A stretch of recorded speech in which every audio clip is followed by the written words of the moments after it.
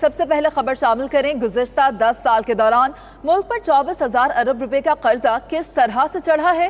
وزیر اعظم عمران خان نے انکوائری کے لیے اعلیٰ سطح کا کمیشن بنانے کا اعلان کیا ہے۔ کمیشن میں FBR، FIA، SCCP، ISI، IB کے نمائندگان شامل ہوں گے۔ قوم سے خطاب میں عمران خان نے کہا کہ جان بھی چلی جائے چوروں ڈاکوں کو نہیں چھوڑوں گا، تحقیقات کریں گے کہ 10 سال میں کس طرح ملک کو تباہ کیا گیا۔ یہ مجھ سے سوال کرتے ہیں، میں اب ان سے جواب مانگنے لگا ہوں۔ پاکستان کو بدحالی کا شکار بنانے میں 2 NRO کا بہت بڑا کردار ہے۔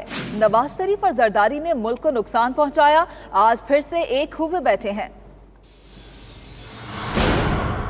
نون لیگ اور پیپلز پارٹی کے لیے خطرے کی گھنٹی بج گئی۔ وزیر اعظم کا گزشتہ 10 سال کے دوران لیے گئے قرض کی انکوائری کے لیے اپنی زیر نگرانی اعلیٰ سطح کا کمیشن بنانے کا اعلان۔ قوم سے خطاب کرتے ہوئے کہا کہ جان بھی چلی جائے چوروں ڈاکوؤں کو نہیں چھوڑوں گا۔ ابھی تک تو میرے اوپر پریشر تھا ملک کو سٹیبل کرنے کا، میں اور جس ہم پریشر سے اور مشکل سے گزرے ہیں، اب اللہ کا کرم ہے کہ پاکستان اب سٹیبل ہو گیا، اب میرے اوپر سے وہ پریشر اتر گیا، اب میں نے ان کے پیچھے جانا ہے۔ عمران خان نے کہا تحقیقات کریں گے 10 سال میں کس طرح ملک کو تباہ کیا گیا، 24,000 ارب روپے کا قرضہ کس طرح چڑھا۔ میں اپنے نیچے ایک ہائی پاورڈ ایک کمیشن بنانے لگا ہوں، ایک انکوائری کمیشن، جس کا ایک 1 پوائنٹ ایجنڈا ہے کہ 10 سالوں میں انہوں نے اس ملک کے اوپر 24,000 ارب روپیہ قرضہ کیسے چڑھایا ہے۔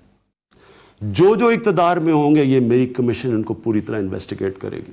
کپتان نے کہا کہ پاکستان کو بدحالی کا شکار بنانے میں 2 NRO کا بہت بڑا کردار ہے۔ نواز شریف اور زرداری نے ملک کو نقصان پہنچایا، آج پھر سے ایک ہوئے بیٹھے ہیں۔ آج یہ جو سارے اکٹھے ہوئے ہیں نون لیگ اور پیپلز پارٹی، اور بڑا شور مچا رہے ہیں جی آصف زرداری جیل میں اکٹھے ہو گئے ہیں، یہی نون لیگ اور پیپلز پارٹی نے 90 کی دہائی میں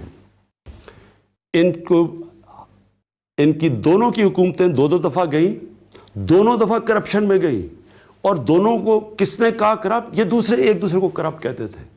2 دفعہ نواز شریف کی حکومت آئی نون لیگ کی، دونوں دفعہ انہوں نے آصف زرداری کو جیل میں ڈالا کرپشن میں، آج یہ اکٹھے ہو گئے۔ وزیر اعظم نے ریاست مدینہ کی مثال دیتے ہوئے کہا کہ جب یہ نظریہ پاکستان میں آیا تو سب دیکھیں گے ملک کیسے ترقی کرتا ہے۔ آخری نبی صلی اللہ علیہ وسلم کا خطبہ تھا عرفات میں، وہ یونائٹڈ نیشنز کی چارٹر آف ہیومن رائٹس کے اوپر ہے، انسان برابر ہے۔